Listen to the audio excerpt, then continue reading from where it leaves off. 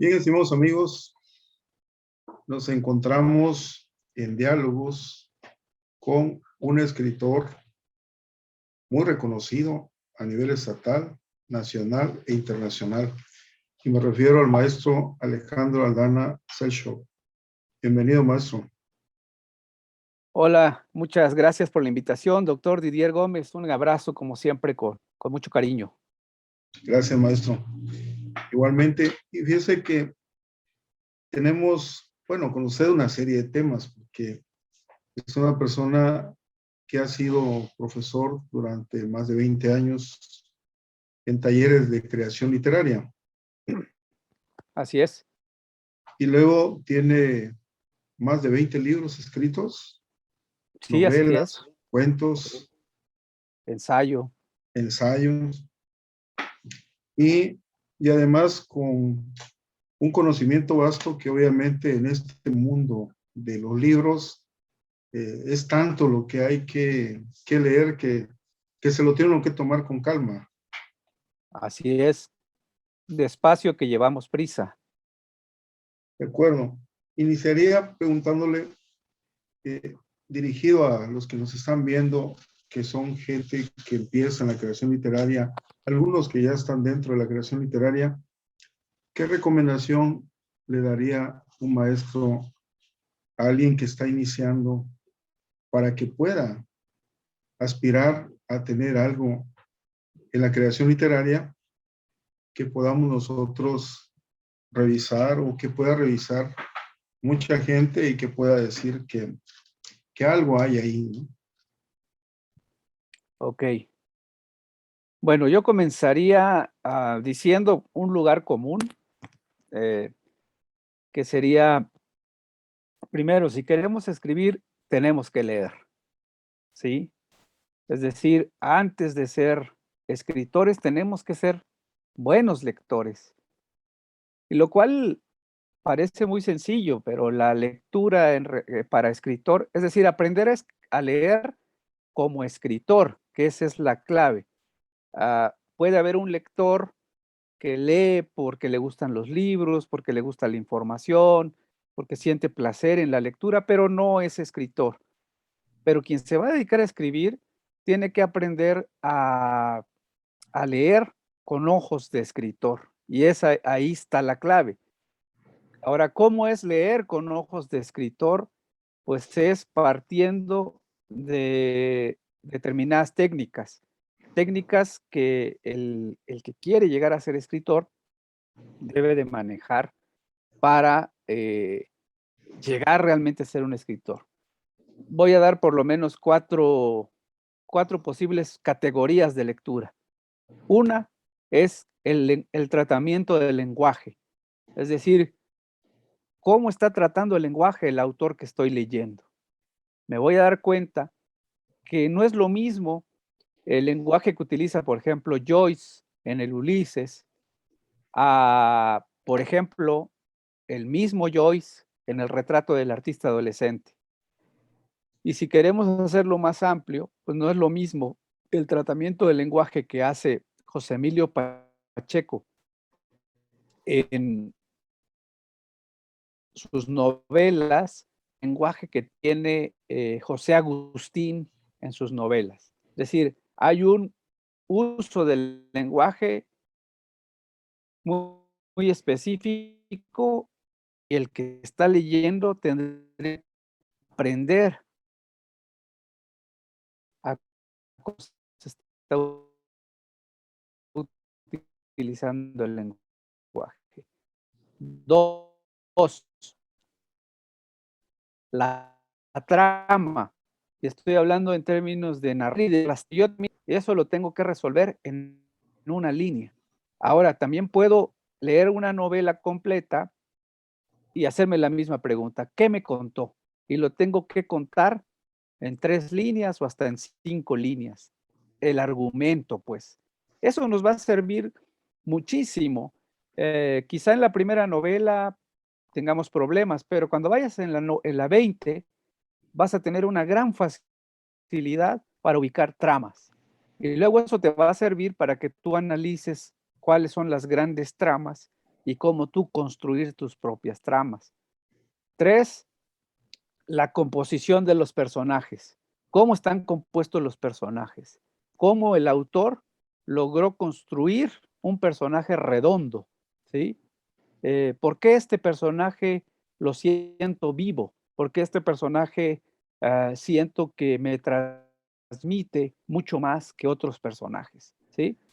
Y metería el último, que sería la cuarta, a ir un poco más, que ese es un poco más peliagudo el asunto, que sería cuál es la propuesta filosófica del autor en el libro que acabo de leer. Con esas 4, son poquitas, con esas 4 mejoraríamos mucho nuestra lectura. Yo creo que eso sería una propuesta para alguien que está aprendiendo a escribir, que sepa que primero tiene que aprender a leer. De acuerdo, en el caso de la propuesta filosófica, nos referimos al materialismo, al idealismo, al racionalismo, alguna de ellas, ¿no?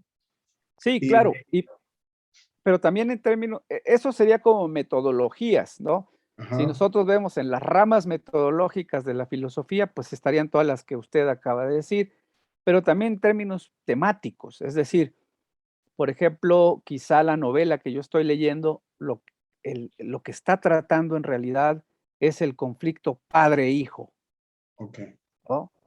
Entonces, filosóficamente eso es lo que trata toda la novela. Por supuesto, ahí me va a decir, sería bueno que leyeras Edipo de Sófocles, ¿no? ujú, Que es la primera gran obra del conflicto padre-hijo.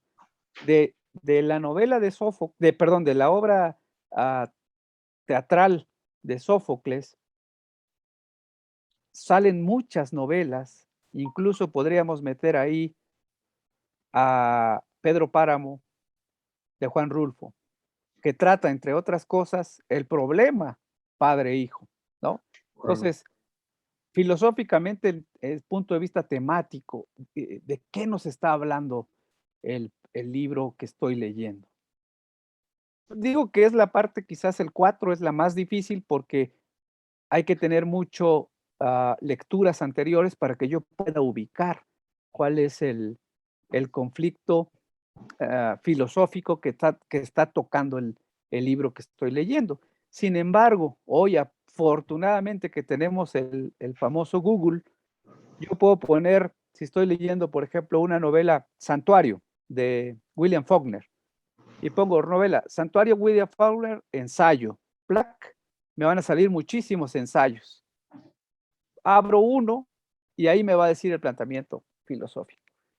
Entonces yo puedo decir, sí es cierto, ya que lo estoy leyendo, ah, puedo darme cuenta que sí, que está abarcando esta temática filosófica. Y eso nos va sirviendo muchísimo porque vamos haciendo un acervo amplio de referentes culturales.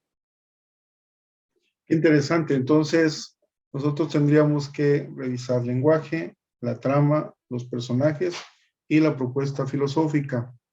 Exacto. Excelente. Ahora, usted ha escrito novela, ha escrito cuento y no ha escrito poemarios. No le gusta escribir poesía, Tengo aunque yo sé poesía, que usted, tengo poesía escrita, pero no me atrevo todavía a mostrarla mucho. Es eh, lo más con amigos, o creo que a ustedes les mandé un poema largo, pero soy un poco reticente a mostrar mucho mi poesía.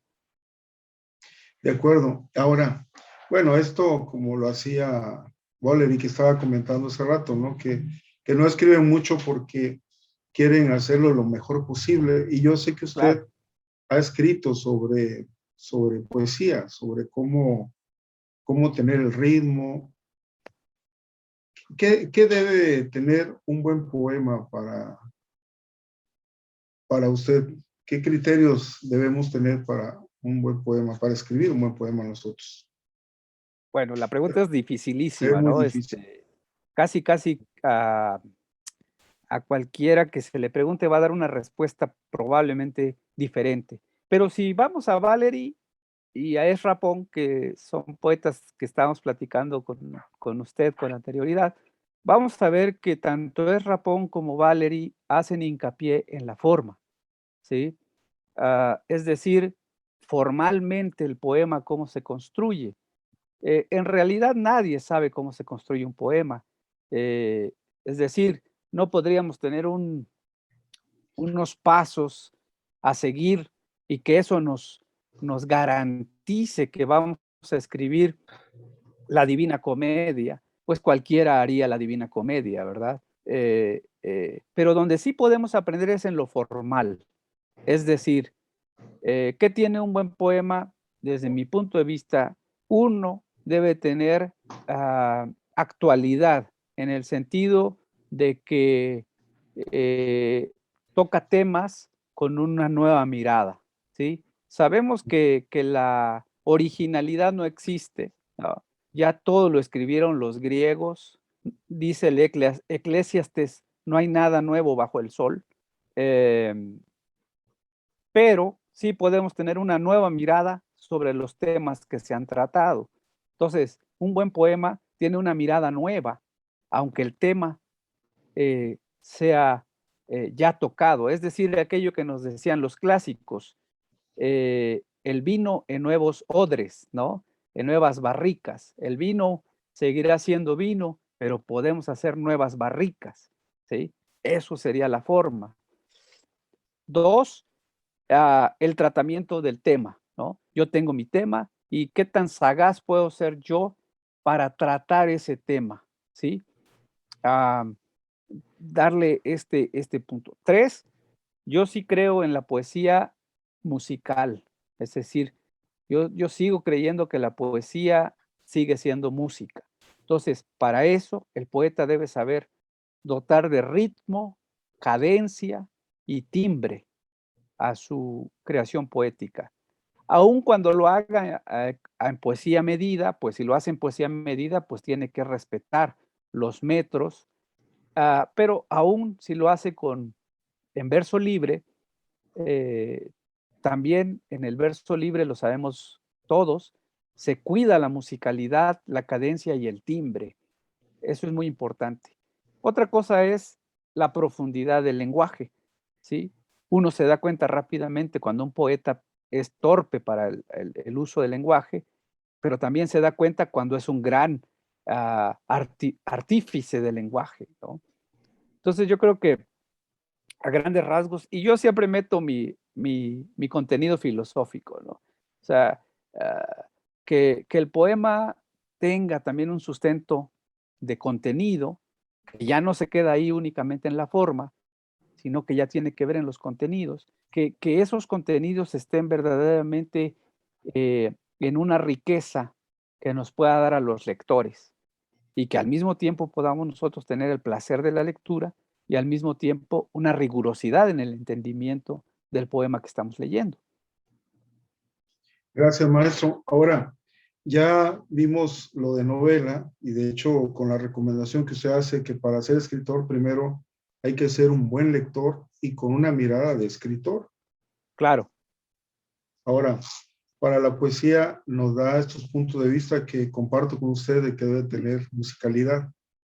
Y ahora, con respecto al ensayo, el ensayo Sí, literario o el ahí ensayo. tendríamos que ver qué tipo de ensayo vamos a trabajar. Si es el ensayo más de tipo científico, pues sabemos que es más académico, que tiene una forma, que no nos podemos escapar. Bueno, tengo que presentar un planteamiento del problema, tengo que hacer una introducción que diga sobre lo que voy a tratar y tengo que ir a las fuentes. Así, aunque el ensayo finalmente es una opinión, tengo que sustentar mi opinión en las opiniones de otros, ¿sí? Sí, Para que tenga fuerza argumentativa. Hay un sí. libro muy bonito de Schopenhauer que nos enseña, el título es lo pusieron ya después, pero es muy interesante, lo pueden bajar en cualquier plataforma, que dice el arte de tener la razón, ¿sí? Ah, ok. ¿Cómo siempre tener la razón? Decía Schopenhauer. Y Schopenhauer decía lo que es manejar los elementos de la lógica en términos argumentativos, ¿sí? Es decir, si yo doy una opinión, mi opinión tiene que estar respaldada por argumentación. Y muchas veces la argumentación está respaldada por las fuentes. Quién con anterioridad ya lo dijo y lo dijo mejor que yo y por lo tanto pongo las citas, ¿sí? Y finalmente el ensayo va a tener una conclusión. Recordemos que el ensayo nace en su época, en su versión moderna, con Montaigne, ¿sí? Y Montaigne, un francés, no, lo que hace es un ensayo más literario. ¿Ya? En Montaigne, aunque sí leemos fuentes, no tenemos la estructura de la academia, ¿sí? Entonces, el ensayo literario, pues, es muy libre. Puede no tener ninguna cita, ¿no? Puede ser la opinión puramente subjetiva del que escribe, ¿sí? Y es válido. Por otro lado, hay un tipo de ensayo que a mí me gusta mucho, que yo lo hice sobre todo en mi libro de la novela en Chiapas, que es el ensayo narrativo, ¿sí? Que parece que fuera un cuento o que fueran relatos, pero en realidad, si lo vemos con calma, al mismo tiempo hacemos ensayo, ¿sí? Eh, y el nombre del ensayo lo dice todo, es ensayar. Y cuando ensayamos nos podemos equivocar, no hay problema, ¿sí? Ensayamos y nos equivocamos, a diferencia del tratado. El tratado es más riguroso porque sí tienes que sustentar una hipótesis o una idea, y esa idea, eh, y además tiene que agotar el tema que estamos tratando, pues ese es tratado, ¿sí? Y en cambio el ensayo no necesariamente agota los temas, más bien es como acercarnos, tener una visión general. Grandes ensayistas hemos tenido en México, solo por señalar a algunos sería al gran Octavio Paz, que como ensayista es magnífico, y Alfonso Reyes, ¿no? Que serían, solo por mencionar a dos de los más grandes ensayistas en México. Y de hecho, fue maestro Alfonso Reyes del maestro Octavio Paz. Claro, sí. Octavio Paz, como todos, yo creo, los jóvenes de su generación, la generación de medio siglo, fueron grandes admiradores de Alfonso Reyes y como buenos hijos después practicaron el parricidio, ah, lo criticaron acremente, muy fuerte en algunas épocas, y después en la época de vejez del propio Octavio Paz, de José Emilio Pacheco, etcétera, etcétera, ah, reconocieron la gran aportación de don Alfonso Reyes. Maestro, ahora, ¿qué planes hay en Alejandro Aldana, el escritor, después de escribir Sibelius Fractal? Es la última novela, ya está trabajando seguramente varios proyectos. Sí, mire, don Didier, Sibelius es una novela en 12 tomos. Entonces lo que publiqué es el primer tomo. Estoy trabajando en los 11 tomos que le siguen. Espero que tenga vida para terminarlo, porque seguramente estamos hablando más de 10 años de trabajo. Yo soy muy lento para escribir, y estoy trabajando en eso, ¿no? Estoy trabajando en este mundo que es el mundo de Sibelius, que son 12 novelas. De acuerdo, ¿dónde pueden encontrar las novelas, sus novelas como Nudo de Serpientes, Sibelius Fractal?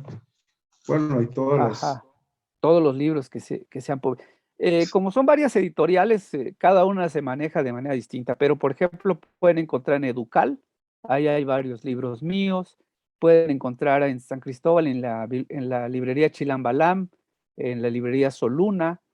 Sibelius Fractal lo pueden conseguir en la librería El Péndulo, creo que ya está en Gandhi también, y eso se puede mandar a pedir a domicilio o conmigo, yo se los envío a sus casas por correo. Nudo de Serpientes se puede conseguir como libro electrónico en Amazon. Son los lugares donde se puede comprar algunos de mis libros. Algunos están agotados que ya no se pueden conseguir. ¿Usted disfruta, maestro, de la escritura con un buen café, con un espacio como la mayoría nos imaginamos? Y de hecho así lo hacemos, pero no sé, ¿usted también? Pues sí, a través de mis años he ido cambiando mucho mis hábitos de lector. Yo en una época, por ejemplo, fumaba mucho, lo que es lo peor que puedes hacer en tu vida. Usted Claro. como deportista lo sabe perfectamente bien.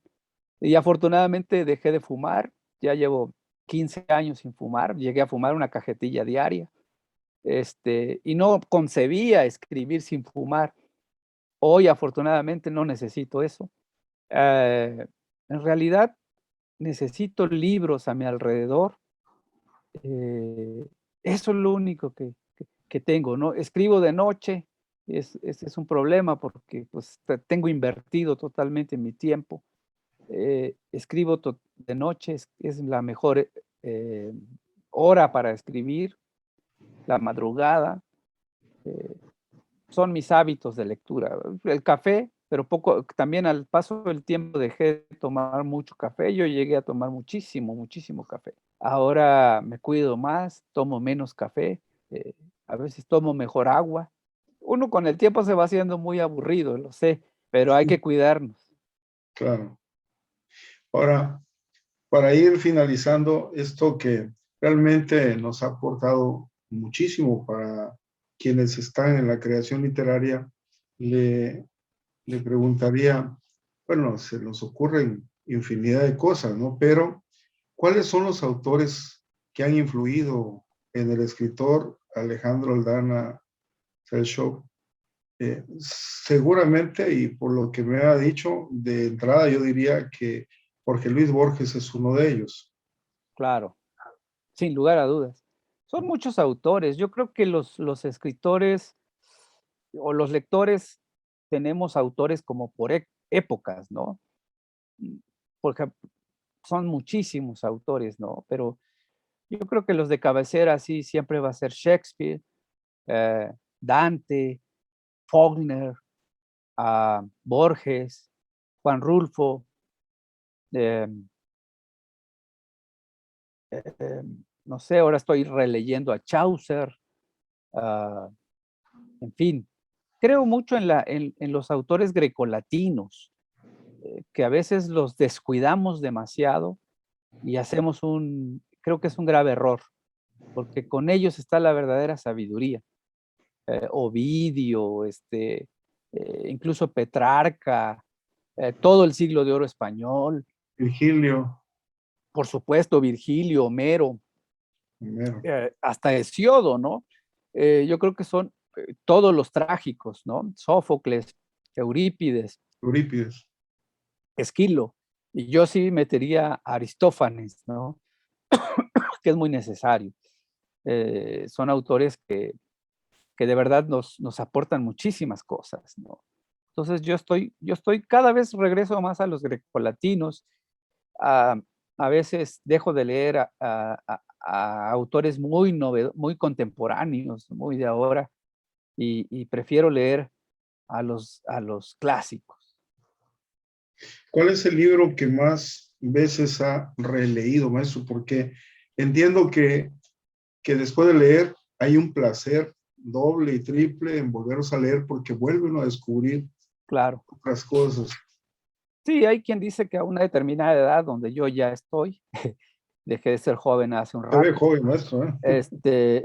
pues ya no mucho, pero sí decían, y los clásicos decían, el verdadero placer está en la relectura, ¿sí?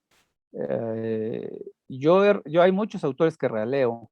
eh, La Ilíada es un libro que releo de manera constante, pero por ejemplo, a mí Shakespeare me gusta mucho y lo releo constantemente, pero una obra de Shakespeare que releo mucho es El Rey Lear, ¿sí? Es una obra a la que vuelvo constantemente. Varias obras, Hamlet, por ejemplo, Macbeth, son lecturas que me encantan. a Platón siempre de alguna manera regreso también, ¿sí? Cosas de el mismo Montaigne que platicábamos en sus ensayos, son lecturas pues, que nos gustan, que nos gustan mucho, ¿no? Maestro Alejandro Aldana, ha sido un placer tenerlo con nosotros en Diálogos, y a todos los amigos escritores y escritoras que nos ven, pues les mandamos un saludo y tenemos pendientes alguna otra plática, maestro. Un Claro que abrazo. sí, cuando ustedes quieran. Muchas gracias y nos Un vemos. fuerte abrazo, gran abrazo, muchísimas gracias. Gracias, maestro.